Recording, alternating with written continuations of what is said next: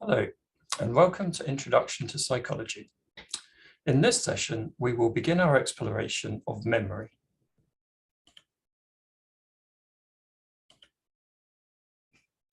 The session will follow the outline shown, beginning with the question, what is memory?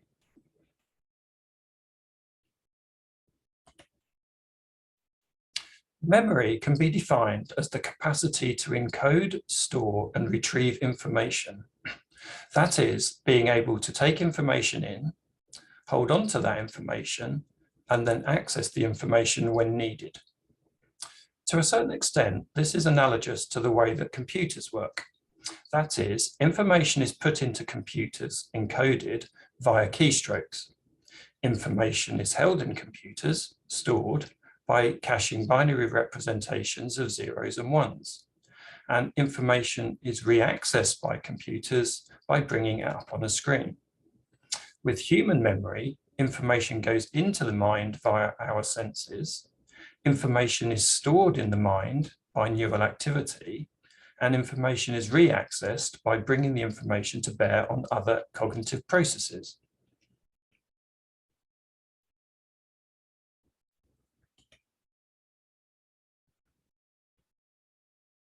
The next question to be addressed is, what is the modal model of memory?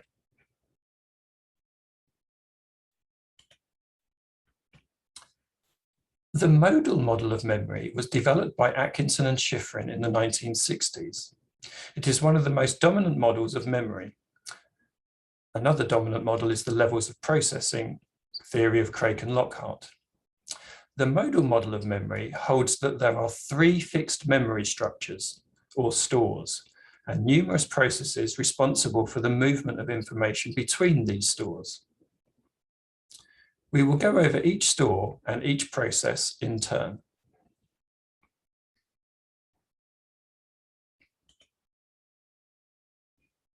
The three stores in the modal model are referred to as sensory memory, short-term working memory, and long-term memory.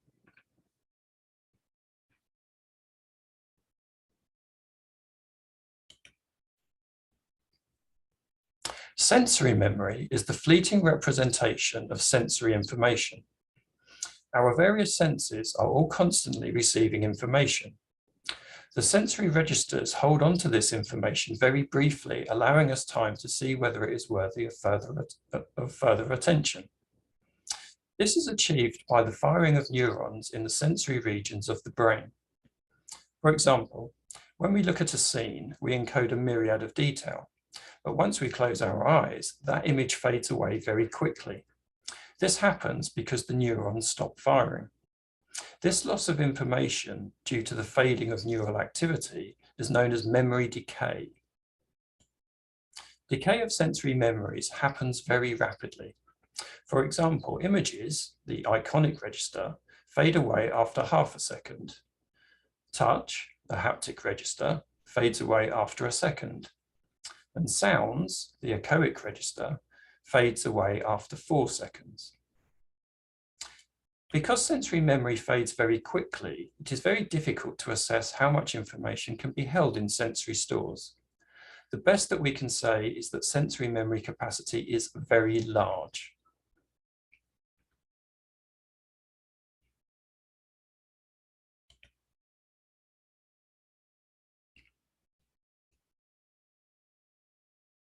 Although some information fades away, not all information from our senses is lost. According to the modal model, some information gets passed on to the short-term memory. This relocation of information is known as transfer. The question is, what determines what information is passed on and what information is lost?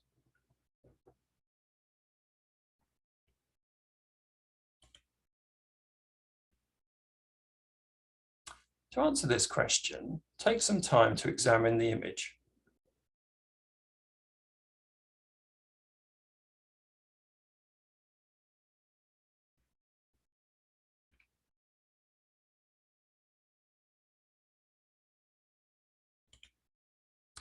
Now try and answer the questions shown on the screen.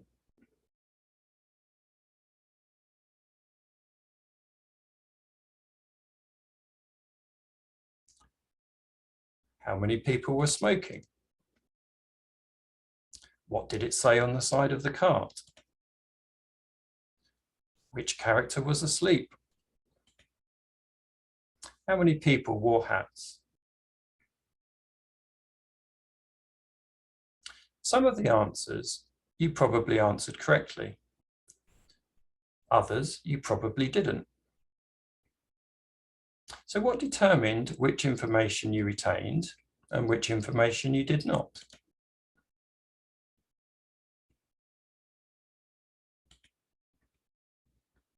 The answer is that attention determines which information we hold on to.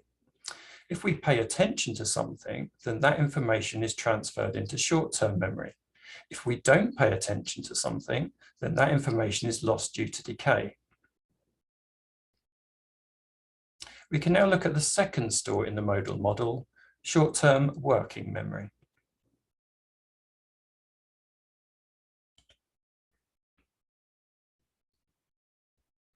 The second structure in the modal model is short-term memory, also known as working memory. Short-term working memory is the portion of memory responsible for processing and retaining information beyond the sensory registers. This store briefly preserves or keeps us aware of recent experiences, allowing us to use this information. For example, it enables us to retain the information 2 times 6 times 3 equals long enough for us to use that information to arrive at the answer 15. Short-term memory traces arrive from neural activity in the prefrontal cortex.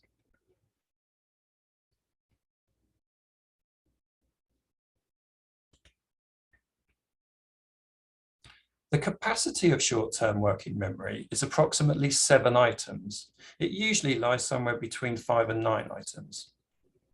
This was discovered by George Miller, who presented participants with long sequences of items, letters, numbers, or words, and asked them to recall them in the correct order. If an individual tries to hold more than about 7 items in short-term memory, then memory traces of earlier items are pushed out by memory traces of later items. Earlier items are said to be displaced. For example, if a person who is holding the items 1, B, A, Y, K, W, L in short-term memory is presented with the additional item 2, then the memory trace for 1 will be displaced by the memory trace for 2.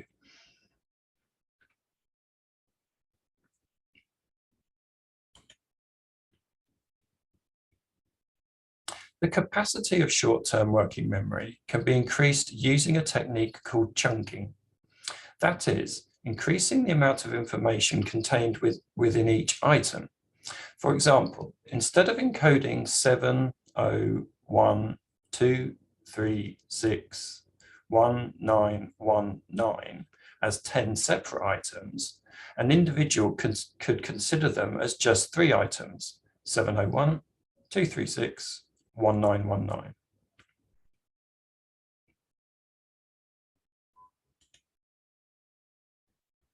The duration of short-term memory is at best 30 seconds. The duration of short-term memory can, however, be extended. This is achieved via maintenance rehearsal. That is, the passive repetition of information, saying or imagining something over and over again. For example, repeating a phone number over and over in your head, or picturing an image over and over in your head. Repetition serves to reactivate the neural activity in the prefrontal cortex responsible for memory traces, thus preserving the stored information.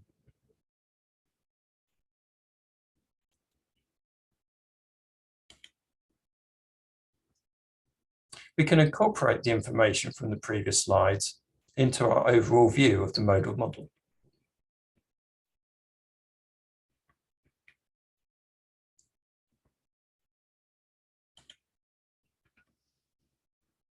In 1974, Baddeley and Hitch expanded the modal model by subdividing short-term working memory into 3 individual components. In the year 2000, Baddeley modified this earlier work by adding a fourth component and by slightly changing the roles of some of the other components. According to Baddeley's 2000 conceptualization, the four components of working memory are as follows. The first component is the phonological loop, which is a short-term store for auditory information.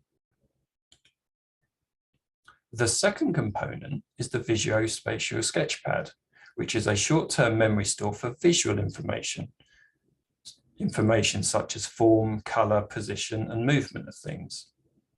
The sketchpad also stores tactile and kinesthetic information from your sense of touch and your sense of bodily position and movement.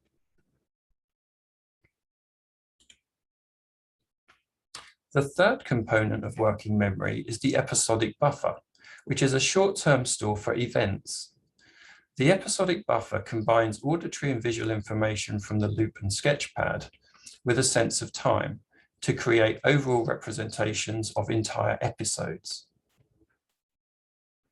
The episodic buffer can also access information in long-term memory.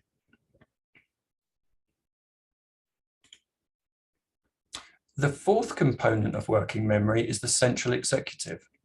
The central executive places information in the loop, sketchpad, and buffer, and uses that information to plan, make decisions, and solve problems.